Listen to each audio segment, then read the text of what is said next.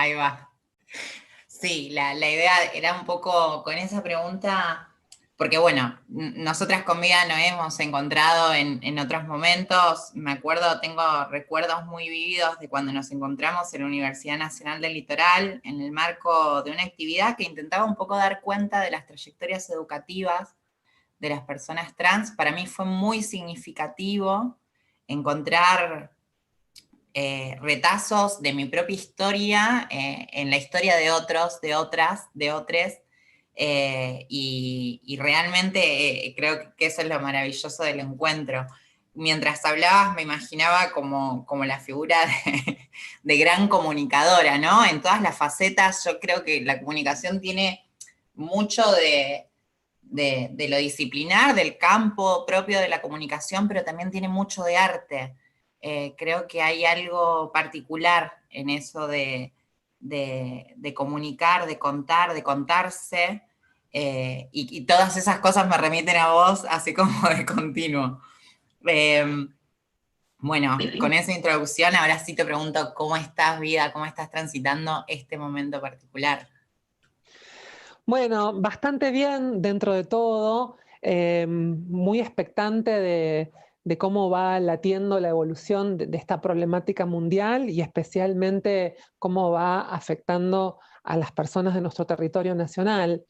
Creo que es un desafío de compromiso y de solidaridad que de alguna manera la nación lo estaba necesitando. No se está saliendo de la mejor manera, pero está saliendo y se está intentando. Sin lugar a dudas, sí.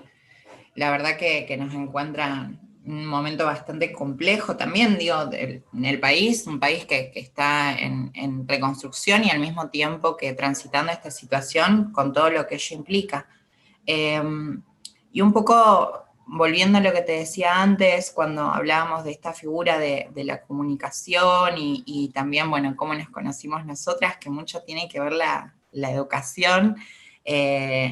Lo siguiente que había pensado en preguntarte es cómo era vida de niña. Hace tanto tiempo de eso, Vicky, que voy a tener que hacer un esfuerzo en recordarlo.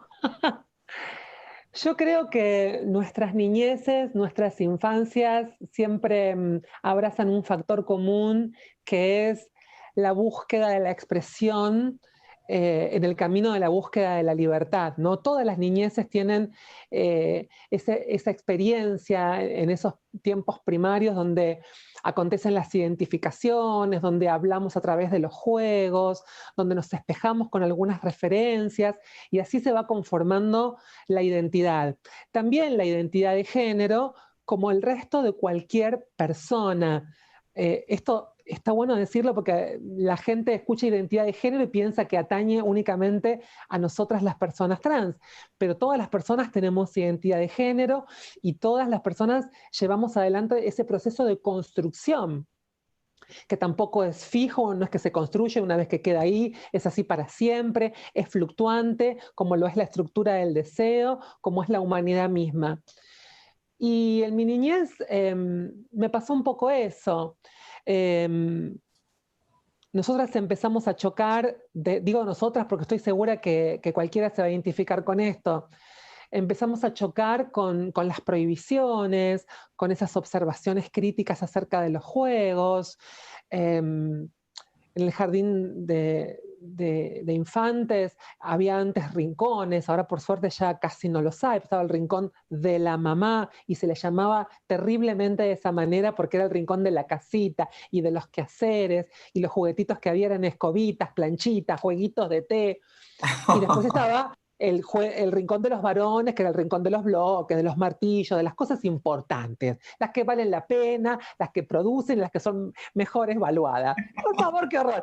Así que chocamos todas, las niñas y las niñas trans también, con ese guión cultural tan precario, pero en el aspecto subjetivo de nuestra construcción, digamos, porque las niñas cisgénero, las niñas no trans, estaban habilitadas a jugar en el rincón de la mamá o a vestirse de princesas o de lo que se les diera la gana, pero nosotras no estábamos habilitadas. No solo que no estábamos habilitadas, sino que ahí comienza esta sensación de sentirse afuera y de sentir que empieza a acontecer la pérdida del amor.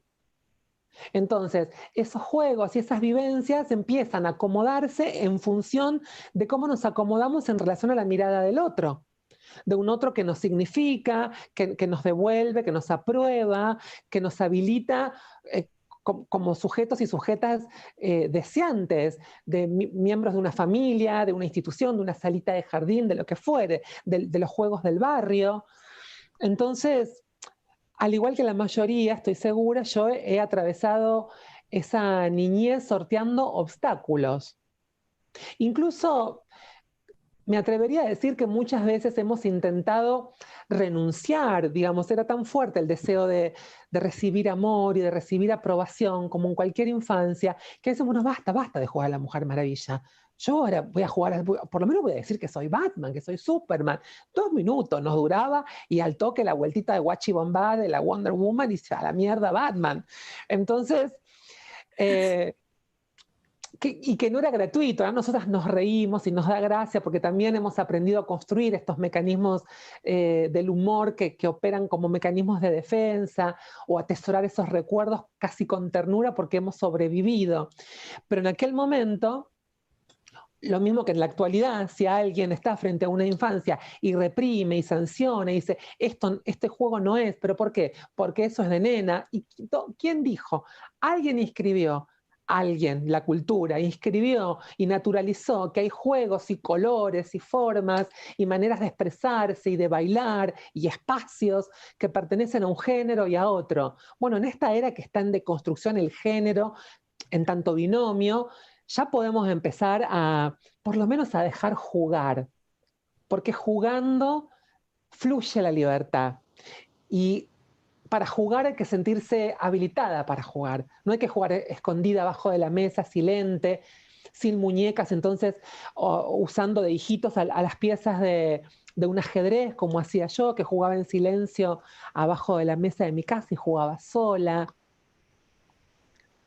Un poco eso. Pensaba mucho también en esto. El fin de semana fue el cumpleaños de mi sobrina, cumplió 4 años y mi hermana tuvo el detalle de avisarnos a los invitados al cumple de que mi sobrina no juega con los juguetes socialmente asignados a las nenas. Le gustan otro tipo de juguetes, le gustan otras cosas. Le encantan los autos, por ejemplo, las figuras de acción y todo lo que tenga que ver con la granja de alguien, que no sé quién es exactamente, pero le encanta. Y pensaba también en cómo ese poder decir, ese habilitar otras formas de transitar la niñez, tienen que ver también con un contexto de transformación, digo, quizás en otra cabeza, en otro contexto, sin mi hermana haber tenido de primera mano la experiencia de tener una hermana traba, de tener una hermana trans, cómo hubiera encarado ella esta situación en particular. Me trasladaba todo el tiempo a eso. Ujú. Es que viene por ese lado, Vicky, una niñez habilitada a crecer en libertad y a crecer con el acompañamiento del amor, de la aceptación, como medida de cuidado también. Esto no quiere decir que una infancia libre es una infancia que hace cualquier cosa, porque ahí empiezan los miedos que ven peligrosidad en cualquier parte.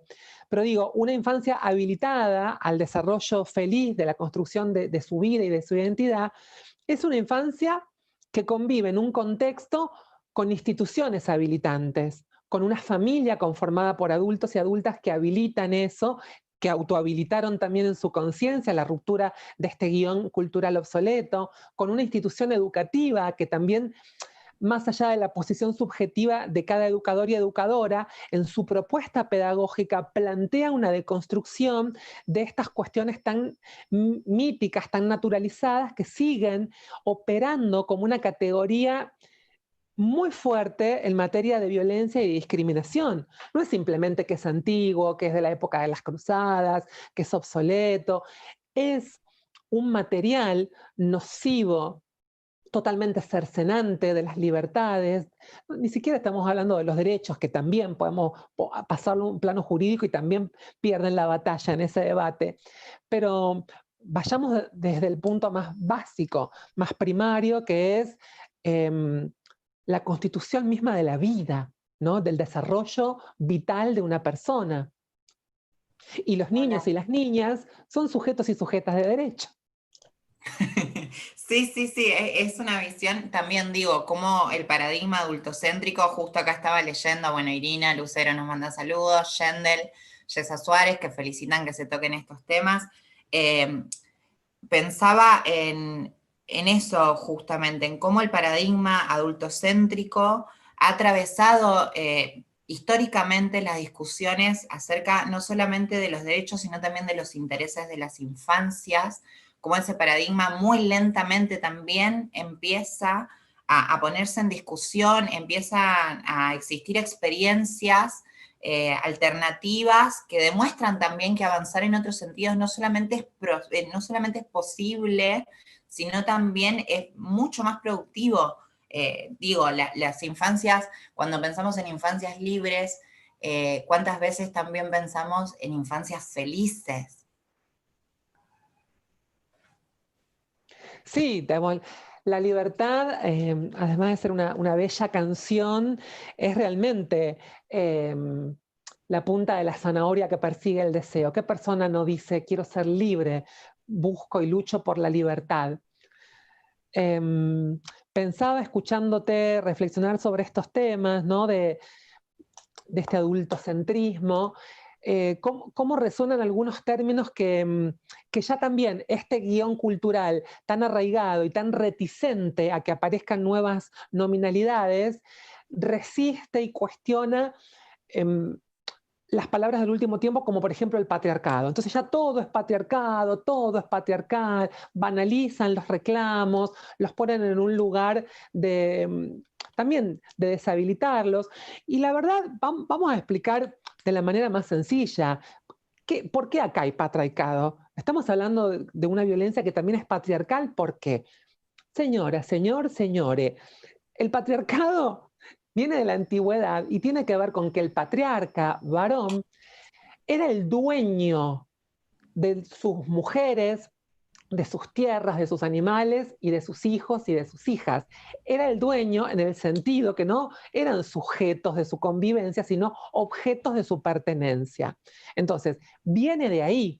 Creer que los hijos y las hijas y les hijas son pertenencia de ese padre, de esa madre o de esa persona encargada de su crianza, es un error que va a operar contra sí mismos y contra el desarrollo de esa persona, porque lo más importante en el desarrollo vital de cualquier persona, devenga en una persona trans o no, es el desarrollo libre de su propio deseo. Wow, bueno, esta es Vida Morán, señoras, señores, señores, quienes no la conocen, se estuvieron perdiendo de un montón hasta este momento. Vuelvo a presentar para la gente que se acaba de sumar. Ella es actriz, es dramaturga, educadora, secretaria académica de la Federación Argentina LGBT, locutora, conductora de radio. Bueno, tenemos un currículum y medio para pasar durante media hora. Una ladrona, una ladrona. Vos sabés que cuando hicieron la nota contando que iba a suceder esta entrevista, me pusieron periodista y yo inmediatamente le saqué captura, se la mandé a mis amigues y les dije, ladrona tiene que decir ahí. Eh, Justo en ese lugar. Bueno, y un poco también volviendo yo, la propuesta que le había hecho a Vida cuando pensamos un poco esta entrevista era ir recorriendo un poco su trayectoria vital. Eh, Recién nos contabas un poco de la infancia y ahí empezamos a hablar de las infancias. ¿Cómo fue Vida tu adolescencia? Bueno, viene en el mismo sentido que la narrativa acerca de mi infancia, pero con la complejidad que ya la adolescencia es adolecer y es sufrir y duelar esos cambios, duelar el cuerpo infantil, pero con la irrupción de un cuerpo que empieza a sexuarse, que empieza a demostrar los caracteres sexuales secundarios, que también están inscriptos en el guión cultural. ¿Qué quiero decir con esto? Que nuestros cuerpos son leídos de una manera y eso va a tener que responder a lo que ese guión determina, ¿sí? Entonces, una persona que nace con vagina es leída como mujer, se sienta como se siente, exprese lo que exprese, haya desarrollado la construcción identitaria, este guión cultural fuerte, obsoleto, machista y patriarcal, la va a leer como mujer y va a haber expectativas en relación a toda su vida, que comienza en la infancia, pero empieza a recrudecerse en la adolescencia.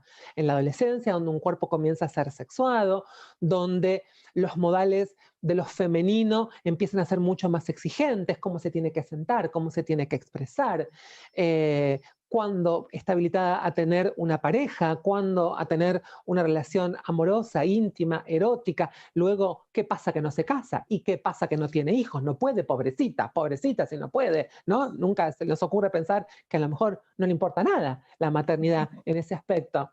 Y las personas trans empezamos a mirar toda esta cuestión en las demás, que tienen las cartas de amor entre los chicos y las chicas, entre la heteronormatividad establecida también, que es parte del mismo guión, y miramos cómo las cartas de amor van y vienen. Y si algo de la mirada erótica nos inviste o algo de la mirada amorosa nos pasa de cerca, siempre ha acontecido, al menos en mi generación, bajo un cono de sombra. Entonces ahí la prohibición empieza a tener otro peso, un peso que es más determinante, que empieza a generar otras emociones en la posición subjetiva, que en la infancia por ahí no se podían registrar, que son la culpa y la deuda, ¿no? Las familias empiezan a decirles a las personas trans, ¿en qué nos equivocamos? ¿No te dimos todo? ¿No fuiste al mejor colegio? ¿O no te compramos lo mejor que pudimos? Bueno, sí, pero me gusta Ricky Martin, ¿está mal? No sé. ¿No? Te hablo de mi época, que aparecía recién Ricky Martin con su pelo largo, estábamos todas Ricky Martin, ¿no? Ricky Martin, no quiero decir Guillermito Fernández, porque acá toda la juventud decir, ¿y esta de dónde salió? Pero bueno, la adolescencia viene en ese sentido, empiezan a llegar los cumpleaños de 15 de nuestras amiguitas y todas ensayando sus peinados, una a la par, porque siempre tuvimos amigas que nos habilitaron, no estuvimos del todo solas. Pero el momento de ir al cumpleaños de 15 no podíamos salir de nuestra propia casa, ni con un vestido, ni con un peinado, ni con el broche de B más D, y con el jopo que se usaba en aquel momento, no podíamos. Sí pudimos arreglárnosla, cada una puede narrar, y estoy segura que cada una tiene algo en relación a sus 15 años, cada mujer trans, cada travesti tiene alguna anécdota. La mía la cuento siempre porque la atesoro en mi corazón. Yo tuve mi cumpleaños de 15 clandestino, en la absoluta clandestinidad, con un vestido de 15 hecho de arretazos, porque semejante cuerpo de caballona no me entraba el de ninguna de mis compañeritas, entonces solo lo usé de falda y arriba una polera y armando como una cabellera más larga, porque mis padres me rapaban así a lo milico. Entonces, la adolescencia trae estas cosas. Si en la infancia empiezan a cercenarse y empiezan a generarse estas inhibiciones, esta necesidad de pertenecer, de buscar el amor, siempre la búsqueda del amor, en la adolescencia, la rebeldía te envalentona a hacer igual lo que quiero, pero no te libera del sufrimiento que eso ocasiona. Porque el choque cultural a la lectura que veníamos hablando de nuestra corporalidad, de nuestras expresiones, de nuestro erotismo, empieza a ser mucho más fuerte. Wow, clandestinidad, qué palabra, qué Cono de palabra. sombra. Y cuánto de nuestras vidas, de nuestras trayectorias se transitan en la clandestinidad. Después, más adelante, te tengo una preguntita. En realidad es más un juego que una pregunta, eh, para ir haciendo algo más lúdico. Vicky, y en relación a esta fase, ¿sabés que me parece interesante agregar, que a vos te va a encantar? Es el rol de porque hablamos un poco también de la sociedad, de las familias, pero en la adolescencia el rol de la institución educativa es vital. Te iba a preguntar sobre cuáles fueron tus refugios y qué papel Sí. jugó la educación, cómo fue tu tránsito por la escuela, qué significa para vos.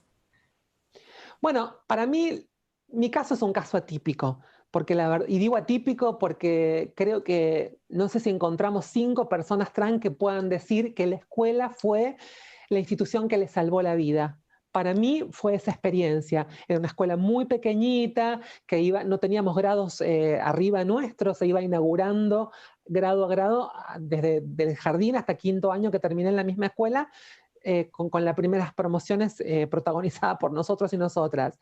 Entonces fue bastante atípica en ese sentido. Aún así, la estructura que estaba por encima de la escuela, la propuesta pedagógica, la división de las actividades por género, los uniformes, las filas que también estaban divididas por género para formar, el rincón de la mamá, todas esas cosas, digamos, que son estructurales, que desde las políticas públicas pueden ser modificadas, teniendo conciencia que también una propuesta pedagógica es estar acorde y colaborando con el desarrollo personal y social de los sujetos y las sujetas de la educación, y que no termina la labor educativa dentro de la institución educativa, de esa unidad educativa, de esa escuela, de esa universidad, de ese nivel inicial, sino que debe abrir las puertas a la sociedad. La academia es una referencia que tiene una voz bien valuada en la sociedad.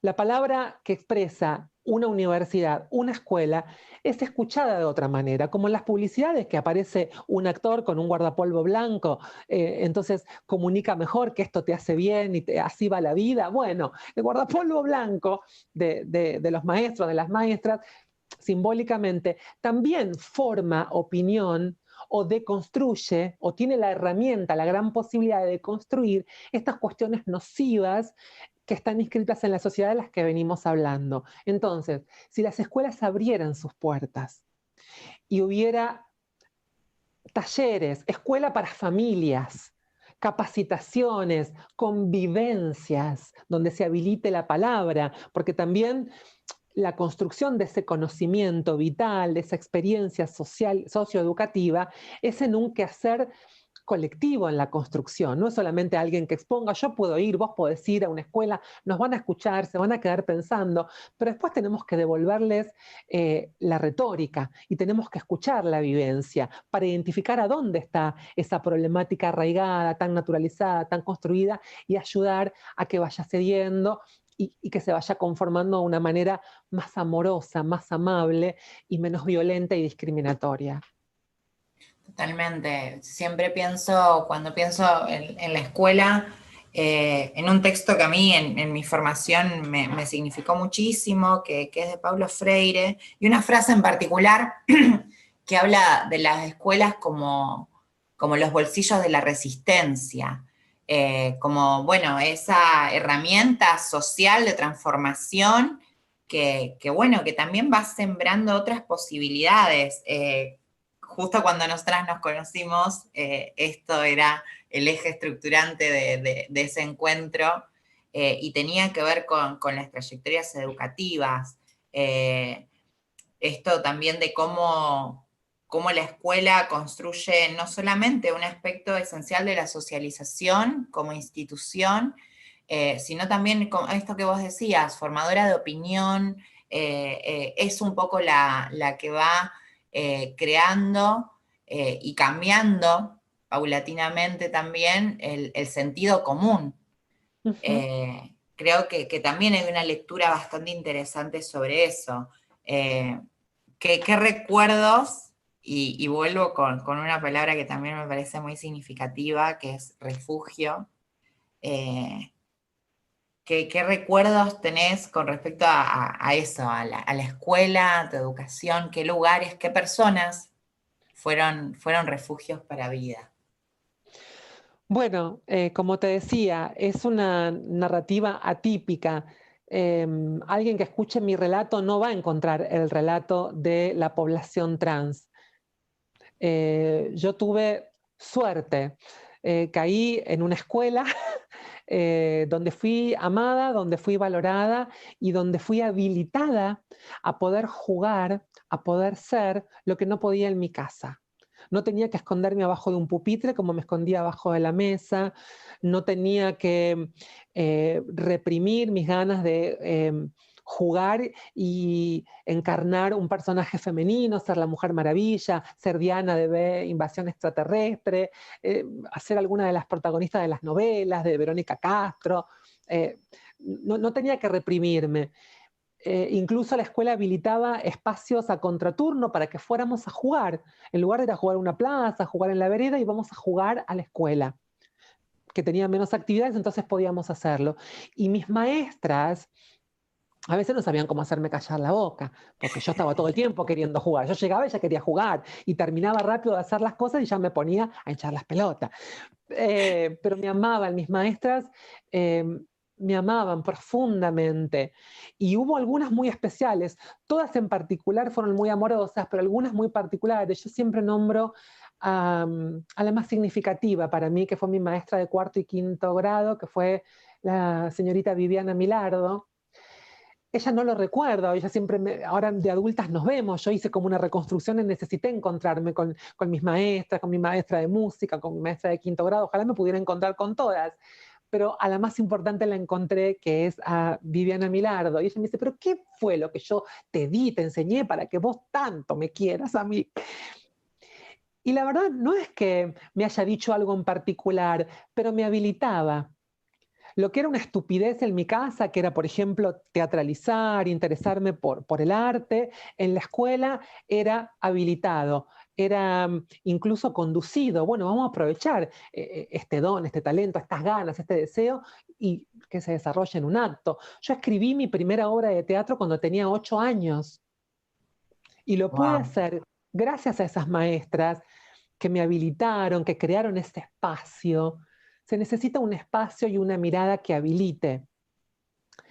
Y esto me hace pensar un poco eh, en que hoy en día este planteo de qué escuela queremos, qué escuela necesitamos, podemos pensarla en dos grandes aspectos. Una cuestión tiene que ver con las infancias de hoy, de esta generación, ¿no? Que tiene que ver con esto que estamos conversando, de habilitar y demás, de que la propuesta pedagógica vaya acompañando esto. Pero hay una ruptura en la brecha generacional que tiene que ver con la mayoría de las personas trans que no pudimos acceder. Digo, no pudimos por sentirme parte, yo sí pude acceder, pero la gran mayoría de la población trans no pudo acceder a la terminal educativa, a la escolaridad, a la titulación y demás. Y acá aparece algo que vos vas a recordar, que en esa charla eh, resonó tanto, que es la mora constitutiva. Nosotras llegamos tarde a todo. Llegamos tarde a poder ir a la escuela, llegamos tarde a tener un trabajo. Yo hoy tengo un trabajo formal que amo profundamente, pero no me va a alcanzar la vida para poder generar los años de aportes necesarios para poder jubilarme dignamente, ¿no? Digamos, y esto es un detalle que no vale nada en relación a las que no tuvieron nada, que no han terminado todavía la primaria. Entonces, en esta ruptura que genera esta brecha generacional, hay que pensar otras políticas públicas para reparar, para acompañar de una manera reparatoria esas vivencias que fueron obstaculizadas en el acceso a esos derechos, en este caso específicamente a la educación, y poder brindar un aspecto formativo al mismo tiempo que un desarrollo ocupacional. No podemos hacerle pasar a una persona trans de 40 años que no terminó la primaria, vaya a hacer todo el recorrido de la primaria, vaya a hacer los 3 años del FASO de la secundaria de adulto, después venga a la universidad, después va y ¿cuándo consigue el trabajo? A los 60, ya murió, chica, ya, ¿cuántas más vamos a enterrar? Entonces, hay que lograr un proyecto formativo ocupacional que pueda acompañar estas vivencias. ¿La población trans es una población que encaja? ¿Es la única? Seguramente no. La población que asiste a la educación de adultos está teñida de particularidades bastante semejantes que podrían encajar en este proyecto socioeducativo, ocupacional, que podría dar solución a estas vivencias que fueron, como decíamos, obstaculizadas. Totalmente. Al final Creo no queríamos hablar cuestiones políticas, estamos diseñando. Hola, hola Ministerio de Educación, hola, acá estamos, te trajimos todo escrito. tenemos un par de cosas para pasarles, para que tengan en cuenta, si están pensando. Sí, sí, totalmente. Creo que es muy difícil también escapar del activismo. Vos, por ahí, en alguna otra entrevista, porque te estuve estudiando para hoy, te lo juro, Sos tan mencionabas que linda. para nosotras el activismo es básicamente una práctica diaria, digamos, es algo de lo que no escapamos porque también nuestra política, nuestro primer ensayo vital es la política de la resistencia. Mm, sí, siempre decimos esto, no existe la universidad del activismo donde nos recibimos de activistas. Eh, Tomamos conciencia de que, yo ya era activista. Empieza a tomar otro color cuando se conforma colectivamente, ¿no? Esta importancia tan trascendente del trabajo mancomunado, colectivo, empujando y organizándose porque no nos quedaba otra, porque en soledad no hubiéramos conseguido más que pequeños vestigios de estas conquistas que hemos logrado. Fueron las organizaciones sociales las que pudieron materializar esa igualdad jurídica, que todavía no lo es una igualdad real del todo, pero que no estamos como hace ni 10, ni 15, ni mucho menos 20 años. Yo siempre resisto un poco y digo, estoy cansada del activismo, pero en realidad lo que estoy diciendo cuando digo eso es que estoy cansada de la lucha. Estoy cansada de ver compañeras que siguen luchando, que no llegaron ni a un cuarto de lo que algunas de nosotras llegamos. Estoy cansada de seguir viviendo discriminación en lo cotidiano. La más empoderada y la menos empoderada recibe la misma discriminación en el ámbito público o en el ámbito privado, en un ascensor o en un transporte. Estamos cansadas, digamos. Me parece que tiene que ver con eso. Amén de que no me reconozco a mí con un perfil de cuadro político, ni tampoco formó parte de mi interés. Entiendo que también el activismo tiene diferentes aristas, diferentes texturas, colores, y lo que hacemos nosotras desde la comunicación o desde el arte también es un aporte para nutrir lo que llevan adelante los y las referentes que tienen una esencia constitutiva más política.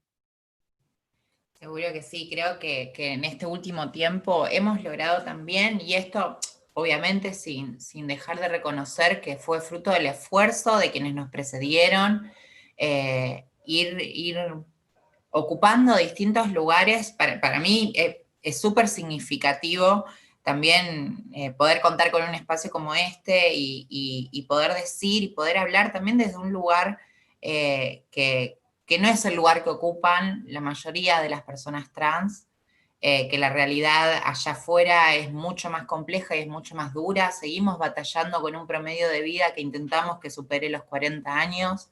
Eh, Realmente hay muchas dificultades para acceder a las entrevistas de trabajo. Eh, Digo, hablar con cualquier persona trans implica tener algún relato sobre lo incómodo que fue ir a buscar laburo en algún momento, entregar un currículum y que al tuyo no le den pelota, presentarte en una Sí, entrevista de trabajo y que te digan, no, mira, la verdad que no, sí, nunca no es sin que no hay decirte acceso. directamente. El acceso a la entrevista sería lo de menos, porque por ahí acceder a la entrevista, bueno, te llamamos y ya está. No hay convocatoria siquiera, no hay convocatoria. ¿Cuántas personas trans, les propongo este ejercicio a las personas que puedan estar escuchando esto? ¿Cuántas personas trans se encuentran cotidianamente en recorrer 2 cuadras de su barrio? En la panadería, en la farmacia, en alguna oficina, conduciendo un taxi, un Uber, un colectivo, en la escuela. Hay personal trans en cualquier área, en el área docente, no docente, de maestranza, estudiantes? ¿Cuántos estudiantes hay en tu universidad? ¿Cuántas infancias trans con acompañamientos de sus familias hay en la salita del nivel inicial? ¿Cuántas enfermeras trans te encontraste? ¿Cuántas médicas? ¿Cuántas cirujanas operaron a tu familia? ¿Conoces a alguien que haya sido operado por una persona trans? ¿Una abogada trans que haya llevado adelante una causa? Bueno, este ejercicio da cuenta de la realidad de la población. Esto es la invisibilización que tiene que ver no con, bueno, no las mostramos, no las hablamos, no, las mostramos, empezaron mostrándonos de una manera estigmatizante, siempre vinculada, como decía ayer Flor de la B, o a lo vulgar, o a lo estereotipado, o a lo delictivo.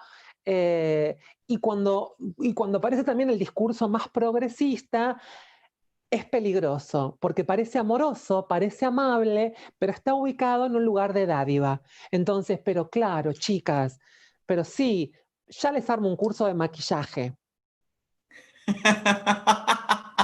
Querida, te enseño a maquillar yo a vos, te enseño a maquillar yo. No, ya está, no le gusta el maquillaje, también podemos hacer un taller de gastronomía, ¿no? Para que aprendan a cocinar. ¿Por qué tenemos que aprender a cocinar? ¿No? Quiero tener un, una organización vital que me permita ir a la escuela. No es que puedo, no puedo, voy o no o voy porque quiero, porque no quiero. Quiero poder ir a la escuela, quiero poder sostener ese proyecto formativo, quiero poder ir a la universidad. Y para eso necesito un trabajo, una vivienda digna, un sistema de salud que no tenga faltantes en lo que resulta vital para nuestras vivencias. Y no estoy hablando solo de la hormonización, que tampoco es una cuestión estética como mucha gente cree, sino que es una cuestión constitutiva de la vitalidad, del desarrollo vital de la persona. Queremos un sistema de salud que no haya faltantes, no solo en las hormonas, sino en la medicación de VIH, de hepatitis, bueno, todas estas cuestiones que el activismo visibiliza. Si no los visibilizara, está tan naturalizado que, ¿pero qué necesitan? Apenas terminó el debate y se convirtió en ley, la ley de matrimonio igualitario. Vos sos muy bebé, sos chiquita, a lo mejor no te acordás. Pero muchas diputadas y diputadas, cuando empezábamos a hablar, bueno, ahora la ley de identidad de género, pero ustedes qué más quieren? ¿Ya tienen la ley de matrimonio igualitario? ¿Qué más quieren? Marta, ¿qué querés vos? No, pero ¿cómo? ¿Qué tiene que ver la ley de matrimonio igualitario? Está bien, abrió la agenda política, pero la realidad de las personas trans siempre tuvo que ser como en los primeros tiempos de nuestras vivencias, como comenzó esta entrevista, contando quiénes somos, qué necesitamos, por qué estamos inhabilitadas, que estamos insertas en una sociedad civil que no nos reconoce, porque tenemos un DNI que no nos nombra, porque lo tenemos que mostrar en cualquier lugar, para entrar a una biblioteca, para hacer un trámite, para lo que fuere. ¿Qué contarte, Vicky, que lo has vivido? Enumerar cuántas veces una tiene que sacar el DNI para cualquier cosa y el desafío que representó para nosotros durante tanto tiempo ese hecho tan cotidiano, presentar tu documento de identidad. Ujú. Y lo profundamente político también de la identidad.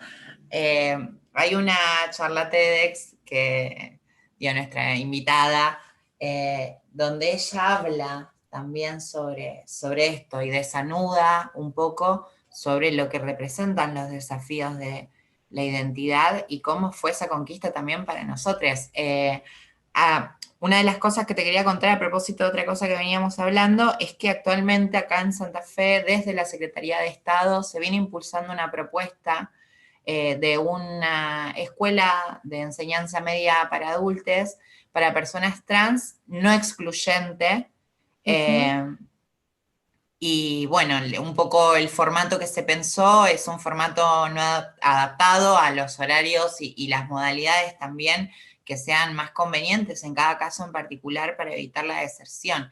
Que viene un poco esto a lo que veníamos hoy hablando acerca de qué escuela queremos, qué escuela necesitamos, qué es eso que venimos pensando y también demandando no solamente, como decía hoy Vida, para las infancias que hoy nos habitan, sino también para todas aquellas que fueron quedando fuera de ese sistema educativo.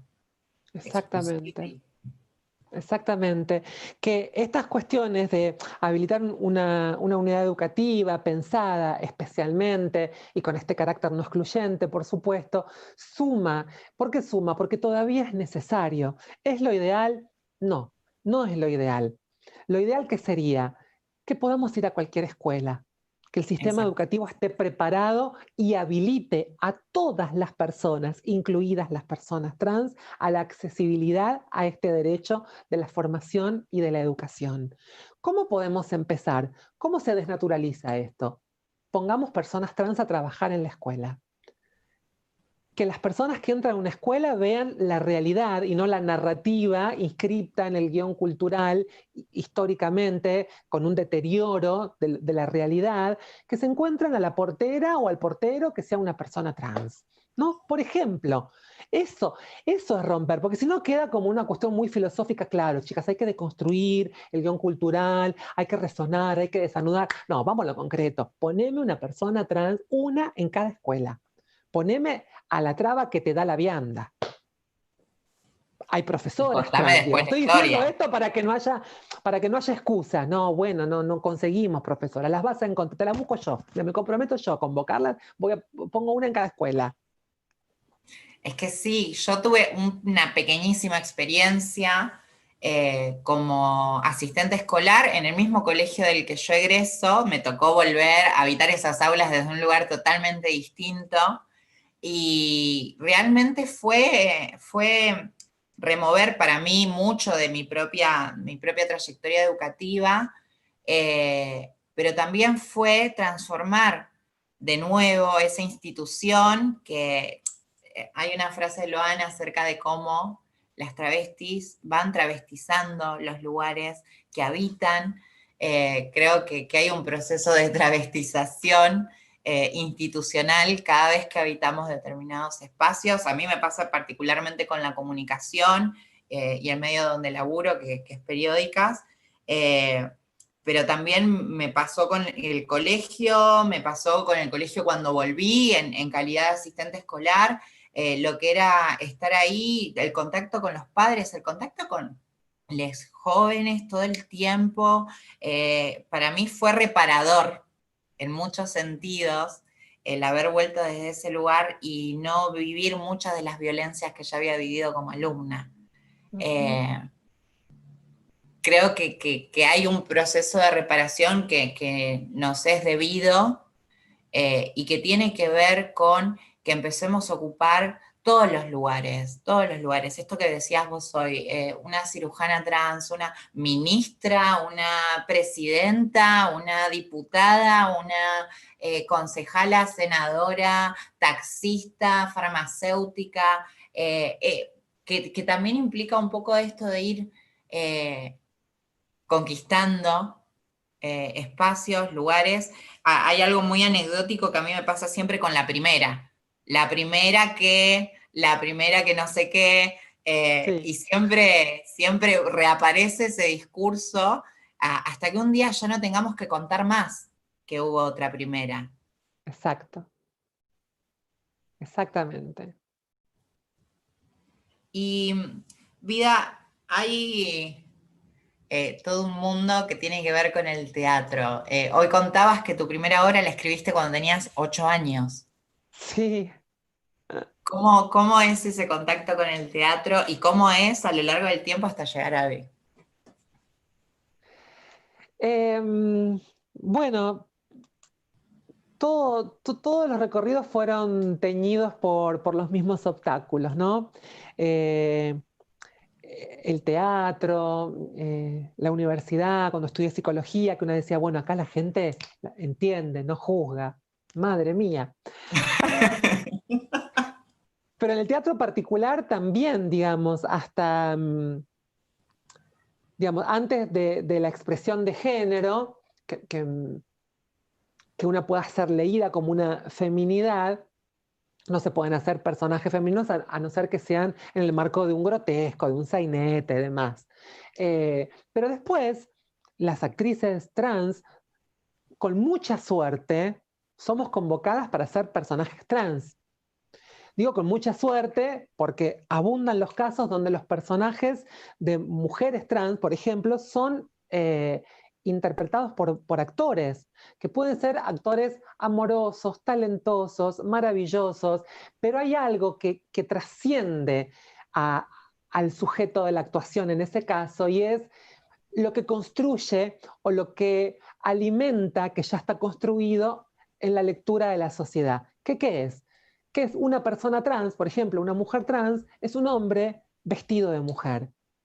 Si yo pongo un actor reconocido, cualquiera, no sé, Leonardo Sbaraglia, a hacer un personaje, una mujer trans, seguramente, como es un actor de gran trayectoria, lo va a hacer con un nivel de interpretación y de amor y de compromiso y con una ductilidad interpretativa maravillosa. No digo que no sea genuino, digo que eso sigue reproduciendo, tal y como están las cosas en nuestro guión cultural, algo que opera en contra de nosotras, que va de la mano de que se nos siga leyendo como varones vestidos de mujeres, como si la identidad fuera un revestimiento, una vestimenta, una indumentaria, un disfraz, y que una se lo puede sacar. En el mismo sentido que se sigue hablando, bueno, esta persona que cambió de género, y que ahora es otra persona, en tu ex identidad, pero nosotros somos las mismas personas. Lo que pudo haber cambiado es nuestra expresión, nuestra manera de expresar nuestro género, nuestra manera de vestir, como en el de cualquier persona que no es trans. O vos, señora, vos, Carmen, te vestiste toda la vida igual. Yo me acuerdo cuando era Sarah Kay. Y ahora, mirá, alta. Digamos, todos vamos mutando, digamos, la expresión del género, de la indumentaria, de la manera en que mostramos nuestro sentir, y tampoco hay una manera que, peor, existe una manera que intenta ajustarnos, pero no está bueno, porque no hay una sola manera de ser mujer, ni de ser varón, ni de ser.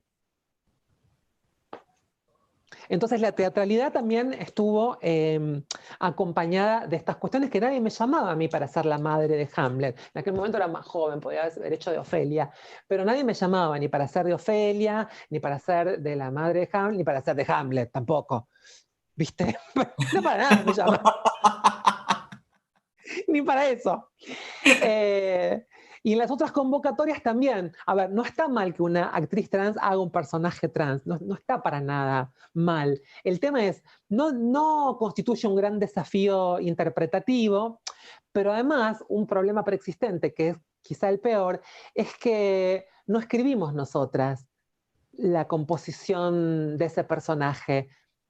El aspecto de la psicología del personaje, que es algo que a mí siempre me interesó investigar en mi formación actoral, está teñido de una mirada que está inscripta y ubicada en este patrón de lectura cultural, ¿sí? Que nos ubica en estos lugares totalmente mal interpretados acerca de nuestras vivencias. Entonces ahí nos empezamos a pelear. Mira, yo no voy a decir esto, porque esto no somos las personas. Entonces nos terminan rajando. Esta la llamé porque viene a hacer quilombo acá. Esta viene a hacer activismo. Va, ¿por qué no actuás? ¿Por qué no te metes en lo tuyo en vez de venir a hacer política acá? Y bueno, no, que te lo actúe otra. Ponelo a Todo vas Baraglia, a déjame de discutir. joder. Ponelo a Baraglia, déjame de joder. Pero sí, sí, realmente también pensaba en cómo, y que tiene mucho que ver con esto que venías diciendo recién, el lugar que ocupan las personas trans en la cultura. Creo que históricamente también, así como hemos transitado nuestras historias de amor, como hemos transitado gran parte de nuestras vidas, como decía, soy en un cono de sombra, todo lo que tiene que ver con nuestras creaciones culturales, que también tienen que ver mucho con cómo hemos tejido nuestras resistencias, así históricamente opacado, cuantas veces también usurpado, utilizado por otras personas, instalado desde otros lugares, y que siempre nos dejó, bueno, en eso, en la marginalidad, en espacios reducidos, y donde tampoco ocupamos las voces centrales. No solo que no las ocupamos, Vicky, sino que también eh, la institución de la cultura, de los medios de comunicación, incluidos aquí, también son otra institución por excelencia formadora de opinión. Así como referenciamos en este sentido a la academia, a la educación, También podemos poner en ese mismo lugar a la institución de la cultura, a las políticas públicas culturales, qué selección, qué contenido, qué tratamiento le damos a esta situación. Bueno, todavía es necesario hablar del personaje que llame la atención del personaje trans, todavía sí. ¿Cuál es el ideal? Que no importe que sea tan natural que haya 3, 4, 5 y que dé lo mismo. ¿Sí? Y otra institución que también forma opinión muy nocivamente es la institución religiosa, sin que duda. ha formado opinión nociva incluso para nosotras mismas. En mi experiencia, la mayoría de las personas trans somos personas creyentes, Sí. o por lo menos muchas lo somos. Yo soy profundamente creyente, desde chica también. Mi recorrido no fue sin mi creencia, sin mi amor a Dios, a Jesús, a María. Estemos de acuerdo con estas creencias o no, te narro mi vivencia. Pero en un punto, en un momento de mi vida, también empecé a verme cada vez más afuera, más acusada de anormal, de pecaminosa, de abominación, digamos, los nombres que le han puesto a las identidades sexuales a lo largo de la historia, y lo último fue, no sé, en la última batalla de matrimonio igualitario y la semana pasada. La semana pasada, cuando en Córdoba quisieron colgar la bandera de la diversidad sexual, son esos mismos discursos, no importa si es un sacerdote, un rabino, son esas personas impregnadas, formadas en su opinión por esos discursos tan rígidos y tan impregnados en la sociedad, que siguen cercenando y generando estas cuestiones tan violentas. Entonces una construye su propia iglesia, entonces una dice, Jesús dijo, ámense unos a otros, unas a otras, no dijo, los hombres con los hombres, los nenes con los nenes, la nena con la nena, no dijo eso, dijo, amen, sean personas de bien, piensen en el prójimo. Entonces, esa es la iglesia en la que una constituye y desarrolla humildemente y precariamente su espiritualidad. Una iglesia que no es la iglesia de los hombres ni de las mujeres, no es la iglesia de la humanidad, es la iglesia de la fe, ¿no? Donde no hay muros que dejen algunos adentro, algunos pocos adentro y a la mayoría afuera, o al revés, nosotras somos la minoría, las anormales. Yo no estoy afuera del amor de Dios, te lo puedo asegurar a vos y a cualquiera. Yo tengo para escribir un libro de todas las demostraciones del amor de Dios y del reconocimiento de mi persona. Eh, y también tuvimos que quedar afuera de eso, digamos. Si una no lucha, si una no le busca la vuelta, si una no va a buscar ahí, si una se queda con esas primeras inhabilitaciones, ni siquiera el don de poder conquistar un momento de silencio y de desarrollar su espiritualidad, su conexión, gestar amor desde ahí. Es peligroso el recorrido de una persona trans con tanto cercenamiento. Fuimos creativas las personas trans para poder autohabilitarnos con culpa, con deuda, con sensación de pánico, con desolación, con vergüenza. Fuimos creativas para poder trascender y sobrevivir a todo esto. Y rezar solas en nuestra casa, agarraditas a un rosario, pero siendo. Wow, qué increíble lo que traes a colación, porque realmente hay muy pocas reflexiones acerca de esto. Digo, que no sean desde el lugar ya anecdótico del que sabemos el discurso de determinadas instituciones religiosas y demás, sino que tiene que ver con cómo nosotros, nosotras, nosotres transitamos la fe, transitamos las creencias, transitamos ese lugar que también es constitutivo, que nos da asidero, que nos da identidad, que nos da pertenencia. Sí, la verdad es que todas las pibas que conozco, todas son creyentes, no hay Y ninguna todas que nos pueda decir, enojamos también, ¿no? Y todas nos reclamamos y van a iglesia, ¿por qué? Entonces, y bueno, pero ¿quién es la iglesia? Digamos, esa es una institución poderosa, es una institución política, y la iglesia está dentro nuestro, nosotras somos nuestra propia iglesia, nos dejamos habitar por ese amor, también desde nuestra posición subjetiva, cada una con su creatividad espiritual. totalmente. Pero vida la no última. quisiera que nos roben eso, digamos, porque también es un aspecto que para muchas personas es muy importante y que puede acompañar y que puede cercenar esos momentos de desolación. Hay quienes pueden no optar por un camino espiritual, pero estoy segura que mucha gente lo necesita incluso y lo quiere vivir. No nos quedemos sin eso. Llamame y nos juntamos a rezar. Te quiero.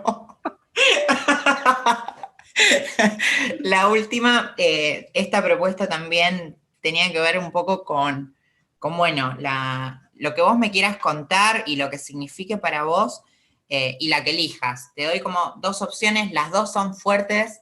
eh, Vos decime cuál te parece y arrancás nomás. Amor y muerte. Ah, bueno, te voy a decir un poquito de cada una, porque la Capricornio no te puede dejar nada fuera. El miedo a la muerte es inherente a la humanidad. Todas las personas le tenemos miedo a la muerte, a lo desconocido.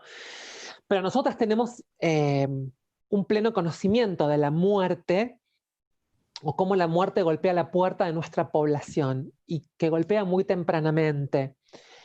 No solo la muerte física, digamos, de dejar de vivir aquí, por esto que solemos decir el genocidio trans, digamos, que tiene que ver eh, con las privaciones a todo nivel, desde la más primaria, desde el hambre, desde el no acceso al trabajo, a la vivienda, a la salud, como también las privaciones de formar parte de un sistema social.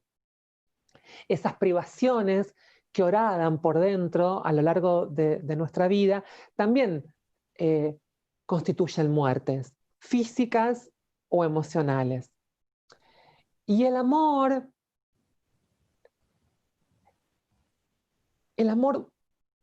siento que las personas trans lo perseguimos desde el primer momento.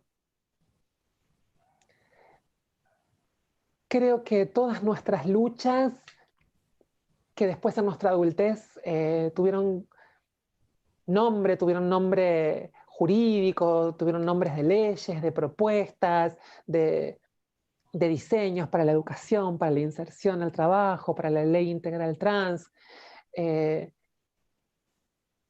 no dejan de ser una demanda de amor. No dejan de ser en el fuero más íntimo de nuestra esencia un acá estamos, no hacemos daño. Por favor, abrázame. Abrázame vos, compañera, abrázame vos, escuela, abrázame vos, Estado.